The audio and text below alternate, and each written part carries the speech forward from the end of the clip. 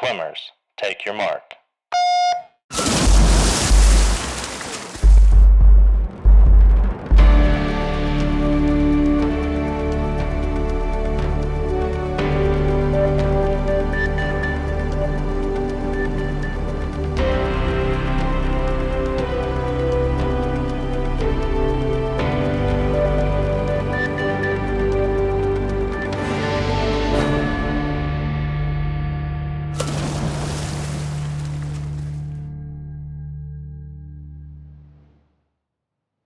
Hello, everybody, and welcome to On Deck with Florida Swim Network, the only swim show here in Florida, matter of fact, in the United States, that concentrates on Florida swimming.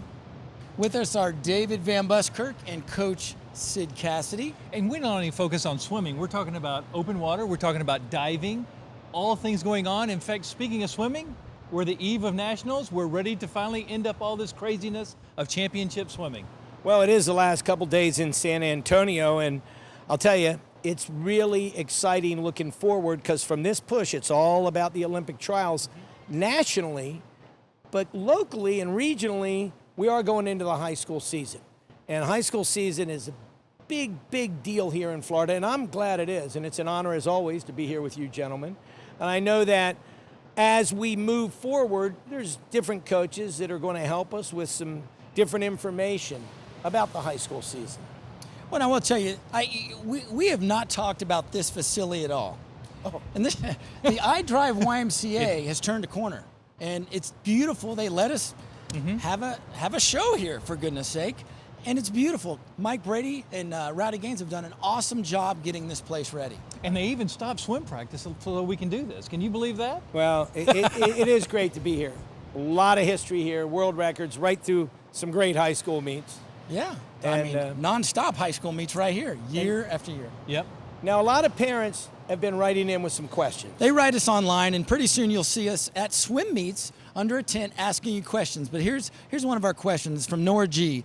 My daughter started swimming at 12, self-motivated, worried about her size of 5'2".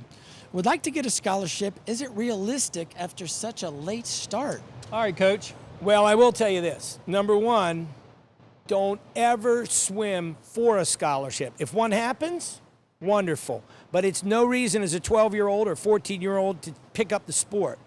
Yeah, there are more scholarships out there for the ladies than the men, and size does matter. There's a lot of coaches that, will look at a girl's height and say, well, that's really important to me, and there's some that don't. I know that, there was a great swimmer back in the 76 games. Brian Goodell was only 5'8".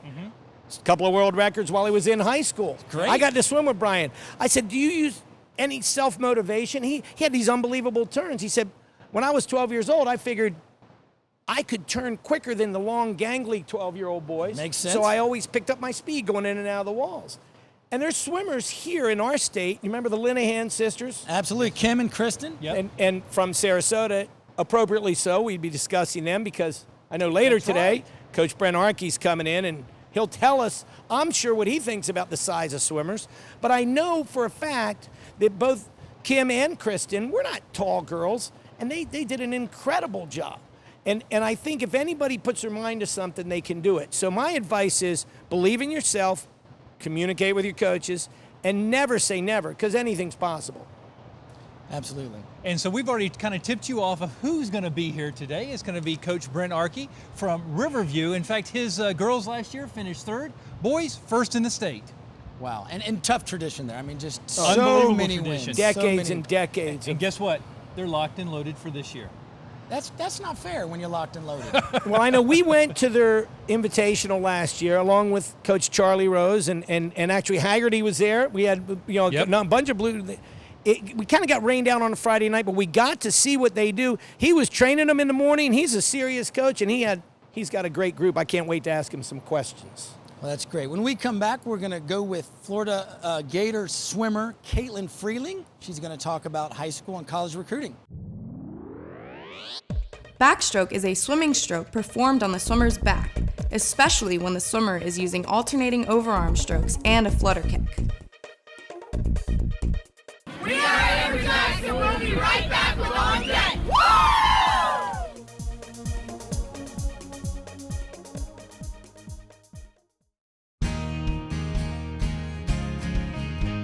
There's people who care where I'm going, and good friends who welcome me home. So get a full tank of freedom, drive the American road. And with a full tank of freedom, find your own highway. We'll take you wherever you go. Take you wherever you go. Hey guys, Caitlin Freeling here, and I'm here to give you a tip on how to prepare for your junior year. Keep your eye on the prize. This is your time. It's your year. It's your time to shine.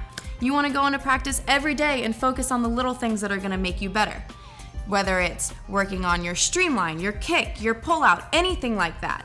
And when you think about it, the little things that are going to make you better aren't necessarily the same things that your teammates, that's going to make your teammate better.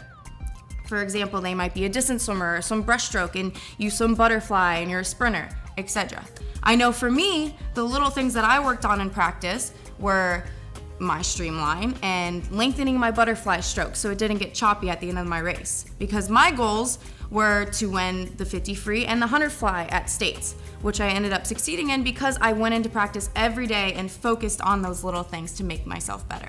Remember, at the end of the day, you have everything to gain and little to lose.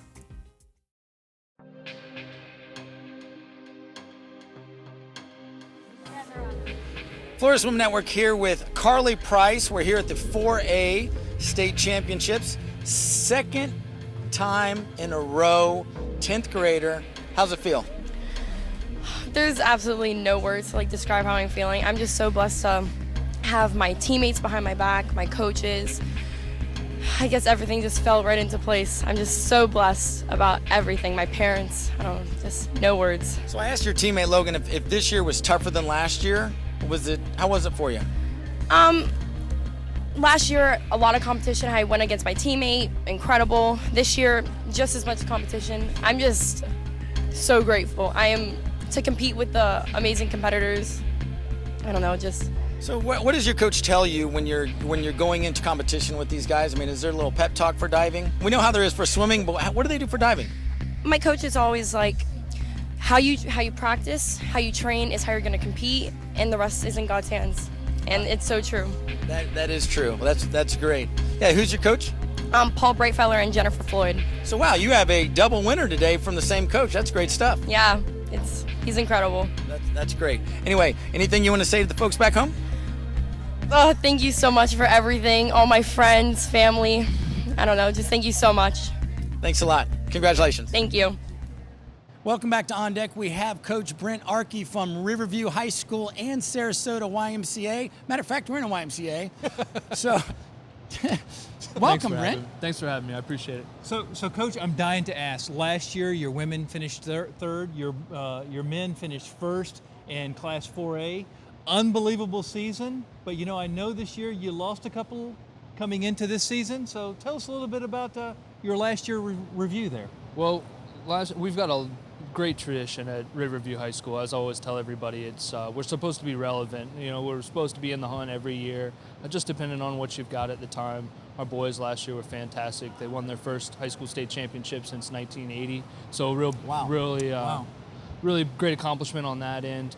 On the women, we've been pretty good the last decade. So we were pretty good, Coach. You're 7 or 8 times in the last decade. You guys have won it all, and you never finish anything lower than second. And in a 4A is a pretty tough division. Well, your girls have always been known to be so strong, and then you back it up and you throw the men out last year, and it was incredible. What a year! And what do you attribute that to? Well, on the men's side, I think eventually they just get tired of living in the shadow of the girls. So they knew that they had a. There's a lot of trash talk going on. Oh, for sure, absolutely. So on the boys' side, we've got a pretty young crew. Most of them will be sophomores or juniors still next year. So we had 3 freshmen at the meet, all that were scoring, which is pretty impressive, I think, on the boys' side. You don't find too many boys that are doing that their freshman year. So that's part of the success, and those guys just finally wanting to be as good as the girls. And the girls, it's just tradition. They're supposed to be good. We don't always have necessarily the biggest girls and the most talented ladies out there, but man, they work hard for each other and see what we can do as a team. So that's what it's all about. So as Sid was talking about the girls, what specific girls should we look for coming into the season that's going to really outperform? Well, you've got Spence Atkins, who's been at the top of the game for a while. And you're talking about a girl that just outworks people. That's what she does. Laura's the same way. Maybe not the most physically, maybe not the biggest girls out there, but they work, man. They just work and get the job done. Maya Lopez just scored for their first, or just got to the meet for her first time. Will probably be a player on some relays next year. So, and we've got a couple of freshmen coming in that'll be really good. And your boys, you said earlier, there's a lot of them that are young. You graduated a couple, or? Yes, we graduated 2 big ones. Carter Page is huge, just from a leadership standpoint. He was a high school state champion in the 500, so he's swimming in college. Yep. He is. He's going and finished 200 second in 200 free as well. So 1-2 punch there. He did. Northwestern University. Right. So very smart kid on top of it. Great worker. Just I can't say enough about his leadership skills. So that's a big loss. But like I said, those boys they start to understand what the tradition is now. So they'll fill the holes on the way up. Zach Kishpaw, he was scored in the 200 IM.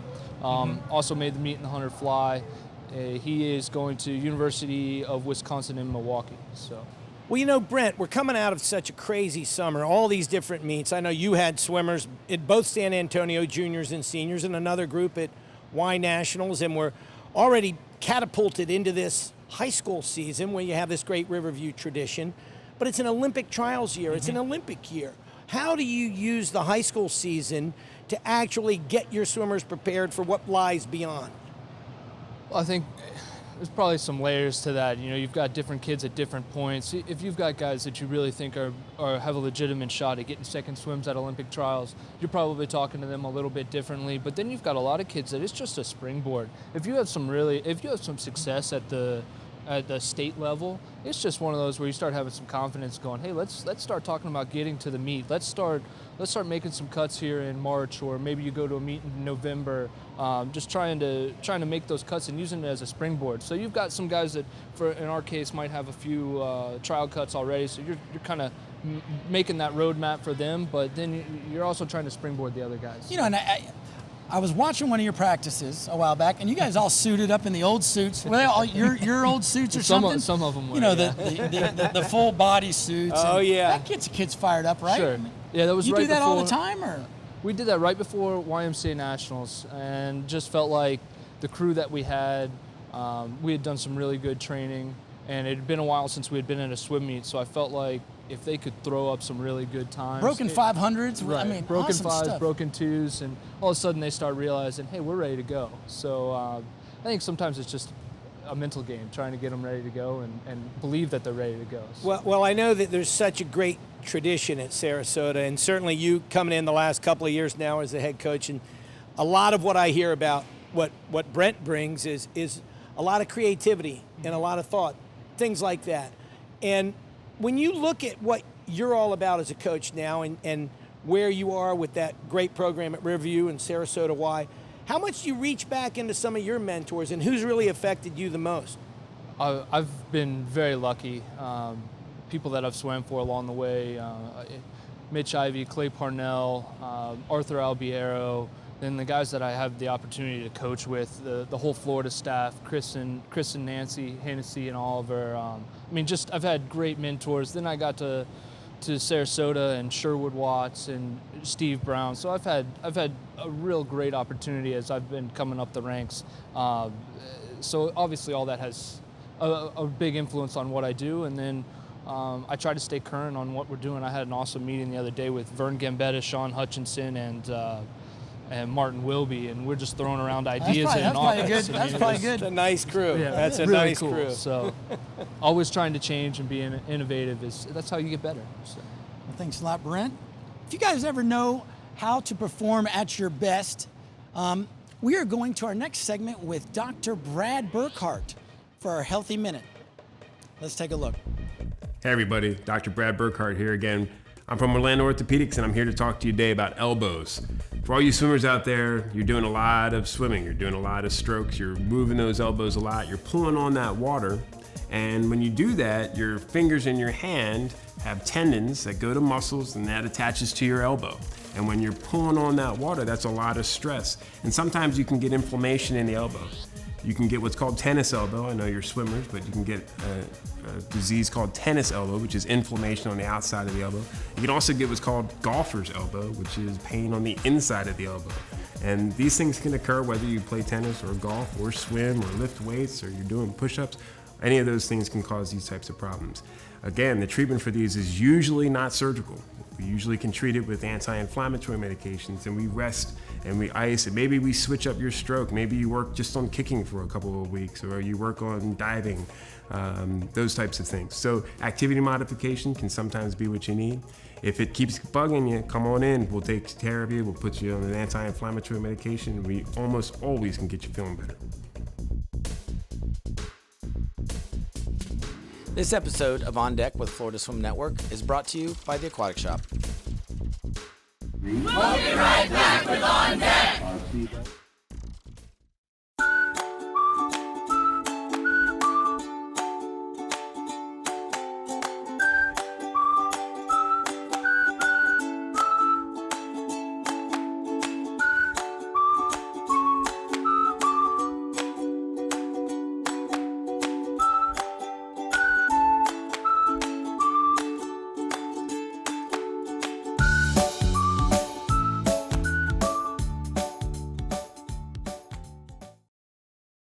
Welcome back to On Deck with Florida Swim Network. I had a chance to talk to Coach Ed Brennan from the University of Tampa, and here's what he had to say.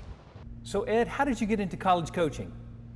Well, I started as a high school coach. I spent 10 years in New York in a prep school right on Central Park West, which was a really unique experience. You know, not a lot of natural swimming talent, you know, running up and down Central Park West, but it was there's a large population, you know, centralized with 30-story buildings all up and down the park, that kind of thing. So I had access to a lot of young kids, and we developed a club team that really spanned 2 boroughs because I worked in Manhattan and I lived in Brooklyn. So I had a satellite team in Brooklyn and a satellite team in Manhattan. The difference between the satellite team I had and the satellite teams you see today is I coached both the satellites. You know, it would be jump on the IRT and for 50 minutes to the other satellite and then home after that. I had a job interview at Fordham University the year Joe Burnell left, and he and Bobby Hackett went on to Harvard, and it was a rough start. It really was, because I didn't have a recruiting year. I had 8 men, and that was the whole team, and we lost every single meet that year, which was really tough. Well, yeah, part of it was the kids were so upset about, you know how it is to replace someone like Joe Burnell, very charismatic character. They didn't want to make me look good, you know, and you know, now I know and I understand. Back then I was a little bitter about it. But I did it for 1 year, and we were 0-10. And at the end of the year, I said, "Do you guys really want to do that again?" And they started to come over a little bit. But what really helped was I recruited a couple of my club kids to the university the next year when I had a recruiting year. So I had 3 freshmen who.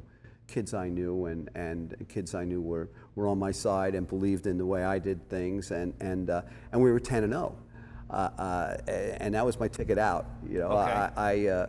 I lived in Brooklyn. I worked in the Bronx. You know, couldn't park my car at either end. You know, it was and had 2 young daughters. So it was kind of a no-brainer when Tampa opened up. You know, actually. I had applied for the assistant coach position at Alabama, and Don Gambrell at the time, Jonty Skinner was just graduating, and Jonty wanted to stay on. So Gambrell was nice enough to call me up and say, you know, we really considered you, but Jonty's getting a job, which I got that. He said, but the Tampa job just opened, so nobody knew about it. And I called down there and couldn't really get through to anybody, and I said, screw it. I just flew myself in and asked to be interviewed. And you know, when I realized what the job was, I didn't know whether I made a mistake or not. You know, it was basically starting the men's team we had 7 guys. The women's team, we didn't even have a women's team, so that was a total new thing. So I was the head men's coach, 7 or 8 guys. The start of the women's program and the head coach at Greater Tampa Swimming Association, all with no assistants. And I don't want to tell you how little money I came for. But like many things, it's what you make it. And it was a great opportunity. You know, my family grew at the university. My children became competitive swimmers after we came to Florida. And they were very successful, and they both went on to Florida State. And it's been really just the best thing that ever happened to me to come to Tampa. How much has technology changed since when you came on board to where you are today at the University of Tampa? Since when I came on board at the University of Tampa, yes. or the pools obviously are faster. I mean, there's no doubt about that. You know, I'm not a big fan of the suit makes the person. You know, I really don't. You know, I remember, I'm a real old timer. I remember, you know, Dawn Frazier wanting to try and break the world record nude, you know, in the 100-meter freestyle, and swore she could do it. And there were even rumors at the time that she had done it. You know. I think the compression stuff helps a lot, especially with people who need help. I could start. I don't want to say some things on camera, but you know, there are a lot of people who, you know, kids I coach, you know, who I'll see swim slow, and all of a sudden you put the suit on them, they swim fast, you know, and basically I'm talking about girls, you know, but it's, you know, they would be much better off, I think, putting their body, making the boat that way without having to put the baloney package on it and, you know, tighten it all up. Eddie Reese said just a couple of weeks ago that the suits are making a big difference for his men, you know, and I don't know if you believe it's true, you know. It certainly is true for the people who believe it, but I think that a real solid guy, one of my sprint freestyle guys, I don't think it helps him in the 50 to have an extra couple of inches to their knee. But if they think so, then that's... It's a mental thing to them. Yeah, it really is. But for some kids, for the kids that are a little chubby, that you know, it's you change the shape of the boat, you know, and the boat goes faster. Well, Coach, thank you very much, and good luck next year. All right, thank you very much.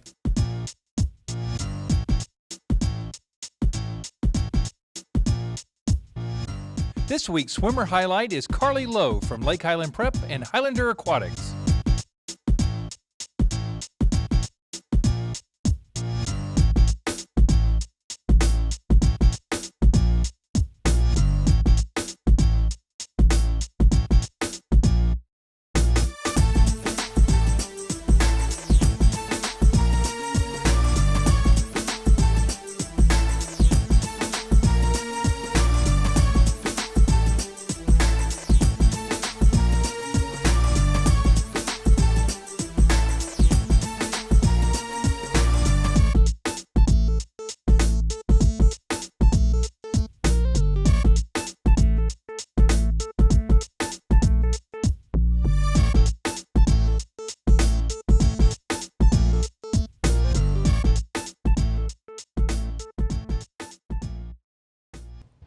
Welcome back to On Deck with Florida Swim Network, and this is our favorite time of the show, guys. Love it. Rapid fire. We have Coach Brent Arkey today, and Sid, I'm going to let you tee it off first. Well, we've heard some great things from Brent already, but my question is, because a lot of coaches ask us this, how do you advise parents, and more importantly, their athletes, when they come to you with all the different things that are coming at them these days, their academics, their social life, and of course, trying to commit to swimming?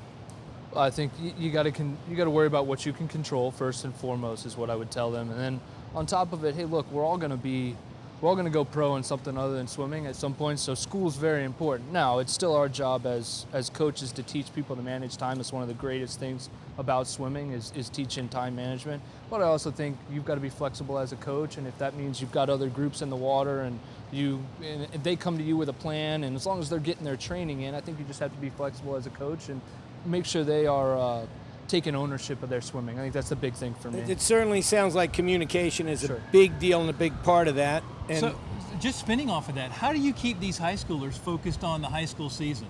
Just trying to finish up, especially when there's enough going on outside of the swimming pool. Well, I think for me it might be easier than other places because of the traditions that we have, but I would encourage anybody that struggles with somebody staying focused is just finding a goal. That's always our job as coaches, is put a carrot out there, put a goal out there, and get some people to rally around each other, and they'll all move in one direction. So, well, I know that as a program that's always looked over and respected what you guys are doing, what is a challenge for you this season that you don't have any other season? I think with us, it's always, for me, I like to be able to have, there are always multiple types of kids in each group. So I'm trying to find a way to get to every kid the way that I need to. So sometimes we might have a distance freestyle group and an IM group and a sprint group all at once. And it takes some management, and that's probably the hardest thing for me right now. So Brent Arkey, thanks for joining us. Great show, great information. And join us next week when we have the Bulls school coach, John Sokovich. Oh, good. So from all of us here at Florida Swim Network, we will see you on deck.